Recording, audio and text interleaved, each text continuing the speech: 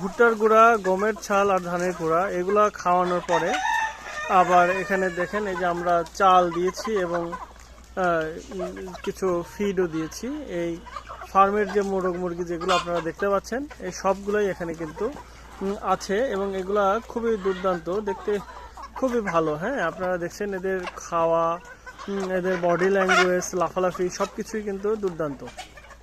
হ্যাঁ, দেখেন আমাদের ফার্মের এই মুরগিগুলা যত আপনারা খেয়াল করে দেখবেন যে আপনাদের বাড়িতে যে মুরগিগুলো আছে এগুলো যদি ভালো মতো খায় এরা সুস্থ থাকবে, আর যদি খাওয়া টাওয়া যদি ঠিক মতো না থাকে তাহলে কিন্তু এদের সুস্থতার হারটা দুর্বল থাকবে। হ্যাঁ, অবশ্যই আপনি খাওয়া, তারপর এদের বিষ্ঠা এগুলোর প্রতি খেয়াল রাখবেন, তা না হলে কিন্তু আপনাদের ফার্মটা আপনি রোগাক্রান্ত হয়ে যেতে পারে। ঠিক আছে, তো আমরা দেখেন এই যে খাবারগুলোকে পাত্রেও কিছু দিয়েছি, আবার মাটিতেও কিছু দিয়েছি। কিন্তু এইভাবে আমরা আমাদের এই ফার্মে সবগুলো মোরগ মুরগি এখানে আমাদের আছে।